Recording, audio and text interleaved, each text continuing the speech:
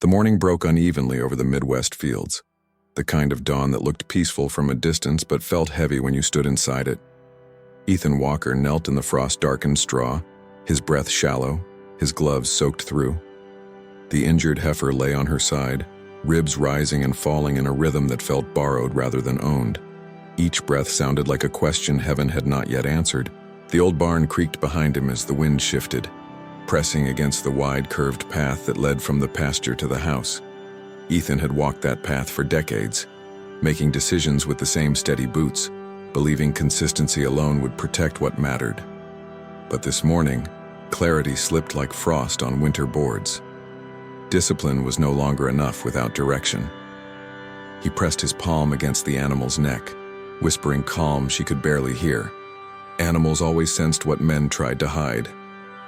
The heifer's eye rolled toward him, not in panic, but in a quiet surrender that cut deeper than fear.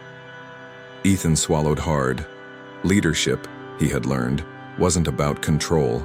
It was about responsibility when outcomes refused to obey effort. Beyond the fence line, the old oak tree stood unmoved, its bare branches etched against a pale sky.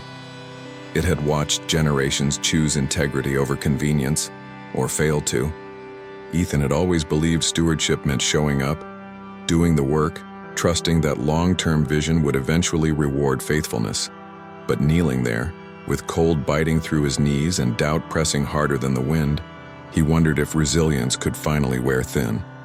He closed his eyes, not in performance, but in exhaustion. A quiet prayer slipped out, more breath than words, not for success, not even for a miracle, just for clarity, just for enough inner strength to face whatever came next without losing himself. The horizon held no answers yet, only light waiting to arrive.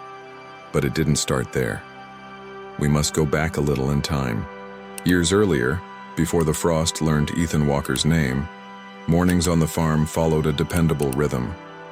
The Midwest sky would pale slowly, mist lifting from the low fields as if the land itself were waking without urgency. Ethan liked those hours. They gave him clarity before the world began asking for decisions. He rose before the sun, pulled on his working gloves, and stepped onto the porch with a mug of black coffee warming his palms. From there, the wide curved path unfolded toward the barns and pasture, bending gently as it always had. He believed paths mattered. Straight ones rushed you. Curved ones taught patience, discernment, and the quiet discipline of staying the course. Back then, his purpose felt simple: keep the land healthy, keep the animals cared for, raise his son with integrity. After his wife passed, grief didn't explode. It settled, like dust on fence posts. It coated everything without making noise. Ethan learned to live inside responsibility. He believed consistency was a form of faith. Caleb had been smaller then, trailing behind him with oversized boots and questions that came faster than answers. Ethan taught him how to check a fence line, how to feel soil for moisture, how to tell when an animal was uneasy before trouble showed itself. Leadership, he explained, wasn't about authority. It was stewardship, doing what needed doing long after motivation faded. On those mornings, the old oak tree marked the edge of the pasture like a silent elder. Ethan often paused there, resting a hand against its bark. It reminded him that long-term vision grew slowly, unseen, long before it offered shade. The tree didn't rush. Neither did God's timing, he believed. But purpose requires more than discipline. It needs direction. As seasons turned, pressures crept in quietly. Feed prices rose. Equipment aged. Neighbors sold land for quicker profit. Ethan stayed. Stability mattered more than expansion. Integrity cost him more than convenience ever could, but he paid it willingly. Still, there were moments, small at first, when clarity thinned, when fatigue dulled discernment, when responsibility felt heavier than resilience. He didn't speak those thoughts aloud. Men like Ethan carried questions internally, trusting time to sort what prayer had not yet named. That was when the heifer arrived, a late spring purchase, gentle-eyed, strong-framed, full of promise. Ethan didn't know then how deeply her fate would intertwine with his own. He only knew she felt like a good decision, made with steady hands and honest intent. Nothing in his life announced its meaning at the beginning. Meaning revealed itself later, through trial, through waiting, through moments when purpose demanded more than habit. And the first hint of that demand was already forming, quietly, beneath the soil. Ethan Walker never dreamed loudly. His long-term vision didn't arrive in speeches or bold declarations. It formed the way good soil did, layer by layer, shaped by seasons of restraint and careful stewardship. He wanted the farm to outlast him, not to grow famous, not to grow large, just to remain whole. In the evenings, when the work slowed and the fields settled into stillness, Ethan would sit on the porch and watch the horizon soften into amber light. Still water pooled in the low pasture after spring rains, reflecting the sky without distortion. Those moments brought spiritual peace, not excitement, but alignment. The quiet assurance that he was where he was meant to be. Caleb, now older, rarely joined him. Grief had aged the boy in uneven ways. Ethan understood. Purpose, after loss, often hid behind silence. He didn't force conversations. Leadership, he believed, respected timing.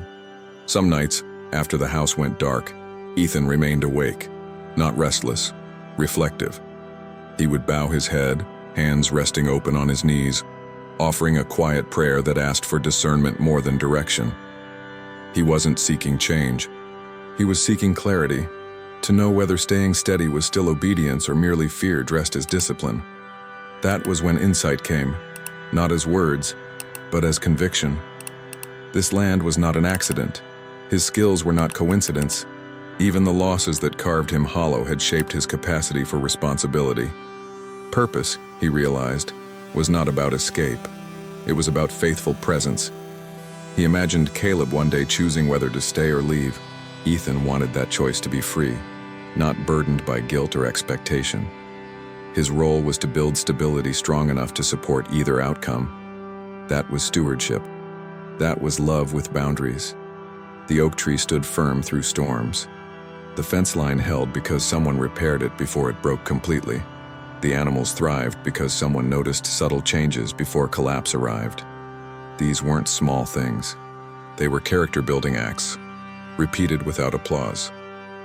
Ethan's dream was simple but costly: to live with integrity long enough that his life would quietly testify that God's timing could be trusted, even when it unfolded slowly. He didn't know then that his purpose would soon be tested, not in ambition, not in comfort, but in compassion, where inner strength would be measured by how he responded when effort met helplessness. The dream was forming. The trial was already on its way. The change did not announce itself with noise. It arrived the way winter always did in the Midwest, quietly, steadily, with no concern for readiness. The soil stiffened first, frozen beneath a thin crust that looked harmless until you tried to break it. Ethan felt the same hardening inside himself. Discipline still moved his body, but clarity no longer followed. Mornings grew heavier. He pulled the rope across the gate with practiced motion, yet it dragged more than it should have. Catching on a post where the fence line had begun to lean, he noticed it, marked it mentally, then kept walking. That was new. Ethan had always fixed things immediately. Delay was the first crack. Fatigue crept in where resilience once lived. Not the kind cured by sleep, but the deeper exhaustion that came from carrying unanswered questions too long. He began waking before dawn without the old sense of purpose. The work still mattered, but the why felt thinner, stretched like wire pulled too tight. The wind shifted often that season, sudden and sharp. It rattled the barn siding and cut across the pasture with no warning. Ethan found himself standing still during chores, listening to it longer than necessary, as if it might speak. Discernment, once instinctive, now required effort. Caleb noticed the changes. Not in words.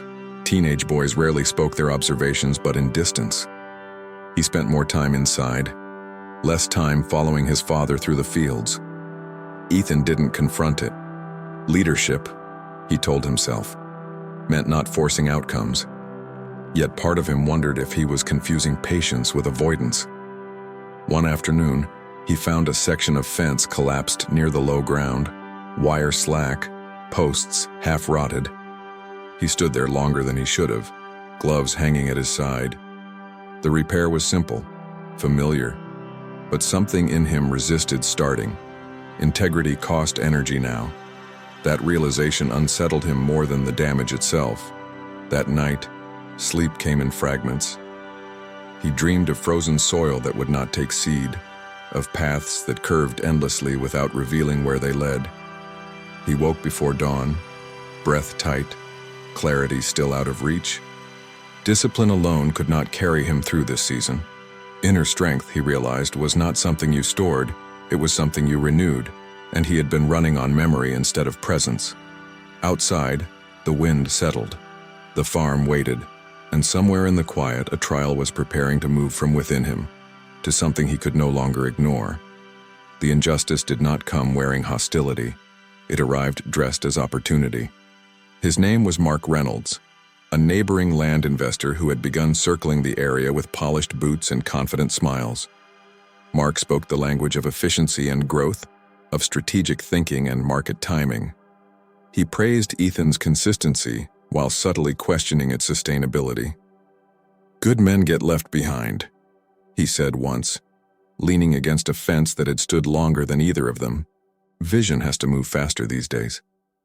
The first escalation was small but deliberate. Mark offered to buy feed through his suppliers at a discount if Ethan would agree to shift grazing boundaries temporarily. "Just paper adjustments," he said. "Nothing illegal, nothing harmful." Ethan read the agreement twice, noticing how the language bent responsibility away from accountability. The single strong fence line between their properties would remain physically unchanged, but morally, it would blur. Ethan declined. The second escalation came sharper. A week later, rumors surfaced at the local cooperative, claims that Ethan's livestock management was slipping. That illness had been spotted in his herd. Mark never said it outright, but he never corrected it either. Subtle pressure tightened around Ethan's reputation, squeezing where it hurt most. Trust. Then the heifer went down. She was found early, breath shallow, one hind leg twisted beneath her. Ethan worked with steady urgency, calling the vet, clearing space, speaking calm into her ear. The diagnosis was uncertain, injury compounded by infection. Treatment would be expensive, survival unclear. Mark arrived that afternoon, sympathy measured, eyes calculating. "I could take her off your hands," he offered. "Save you the cost. These things happen. No shame in cutting losses." Ethan felt the moral weight settle fully then. Selling her would solve immediate strain, protect his name, ease the pressure, everyone would understand. But integrity cost him more than convenience ever could, and this was the bill. He looked at the animal, at the fence, at the oak tree standing witness beyond the pasture. "No," Ethan said quietly. The fallout was swift. Mark withdrew access to shared equipment. Supply delays followed. Whispers grew louder. Caleb overheard more than Ethan realized, confusion tightening the space between them. That night, Ethan repaired the broken fence section by lantern light. His hands moved slowly, deliberately. Each post driven felt like a declaration. Boundaries were not about hostility. They were about clarity. The storm clouds gathered without rain. Injustice had made its move. Now the cost of character would be collected in full. Mark Reynolds moved quickly after Ethan's refusal. Too quickly. Ambition, when unchecked by integrity, always reveals itself in haste. Mark began expanding grazing boundaries beyond what the soil could bear, pushing livestock hard, ignoring signs that the land was weakening beneath short-term gain. He spoke confidently at the cooperative, presenting numbers that looked impressive but rested on fragile assumptions. Ethan watched from a distance, not with satisfaction, not with resentment, but with a quiet sorrow that came from recognizing a pattern he had seen before. Character outlasts cleverness. It always does, but not before cleverness makes noise. The collapse came through Mark's own design. An inspection was triggered, not by Ethan, not by complaint, but by inconsistency. Paperwork didn't match practice. Boundaries that were supposed to be temporary had quietly become permanent. The soil erosion he dismissed now showed plainly, carving channels through land that had not been given time to rest. Fines followed. Contracts dissolved. The same people who had praised his efficiency stepped back, unwilling to share responsibility for his shortcuts. Ethan was never asked to testify. He was never vindicated publicly. And strangely, that mattered less than he expected. What mattered was this: he had not traded his integrity for relief. He had not allowed injustice to redefine his leadership. The fence line he repaired still stood, straight, quiet, unmoved. Caleb noticed. One evening, as they worked side by side without speaking much, the boy finally asked, "Why didn't you just sell the heifer? Everyone thought you should." Ethan paused, resting his weight against the post. "Because some decisions shape who you become," he said, "even if no one sees them." The answer lingered between them, heavier than explanation, lighter than argument. Meanwhile, the injured heifer remained alive, but fragile. Treatment continued. Progress was uncertain. There were days when Ethan wondered if his stand had cost too much, nights when prayer felt more like endurance than hope. But the storm had not yet finished passing, and the horizon was beginning to change. The storm arrived at night, the way the most honest ones do, without warning, without drama, without asking permission. Rain struck the tin roof in heavy sheets, wind bending the fields low, forcing everything rooted to either hold or break. Ethan woke before the thunder, already alert, already listening. Years of responsibility had trained him to hear trouble before it knocked. He pulled on his coat and stepped outside, the lantern swinging from his hand. The wind shifted suddenly, changing direction mid-gust, pressing against his back instead of his chest. He paused. It felt intentional, not forceful, guided. The pasture was slick with rain, but the fence line held. The oak tree stood firm, branches groaning yet unbowed. Ethan moved toward the barn where the heifer lay sheltered, each step deliberate, prayer rising quietly inside him, not desperate now, but surrendered. Inside, the air was warm and damp. The animal stirred. At first, he thought it was instinct. Then he saw it clearly. She was trying to rise. Ethan froze, afraid to interfere. He set the lantern down and waited, heart steady but full. The heifer shifted again, legs trembling, breath deepening. Outside, the thunder began to fade. Rain softened. The storm was ending. With one final effort, she stood, not perfectly, not without strain, but upright, alive, whole. Ethan felt it then, not excitement, not relief, but breakthrough. The kind that arrives in silence, carrying clarity rather than noise. The horizon beyond the barn doors glowed faintly, a golden light breaking through retreating clouds. God never arrives late. The words formed without effort, settling into him like truth remembered rather than discovered. Caleb appeared in the doorway, having followed the lantern's glow. He said nothing. He didn't need to. The animal stood calm now, healed enough to breathe without struggle. Even she seemed aware that something had passed. The wind stilled. The rain ceased. Still water pooled outside, reflecting the first light of morning without distortion. Nothing in Ethan's life had been random. Not the loss, not the pressure, not the stand he took when convenience offered escape. Every step had been preparation. And now, clarity had returned, not as explanation, but as peace. Ethan Walker never spoke of that night as a miracle, though he knew it was one. He spoke of it as alignment, when faith, responsibility, and timing finally met without resistance. The farm returned to its rhythm, not unchanged, but strengthened. Leadership, he understood now, begins the moment a man chooses integrity over relief. Purpose is rarely revealed in comfort. It is refined in seasons that demand patience and moral courage. Those who plant in faith harvest clarity, often long after the work feels unseen. Ethan walked the curved path each morning with steadier steps, his long-term vision no longer dimmed by doubt.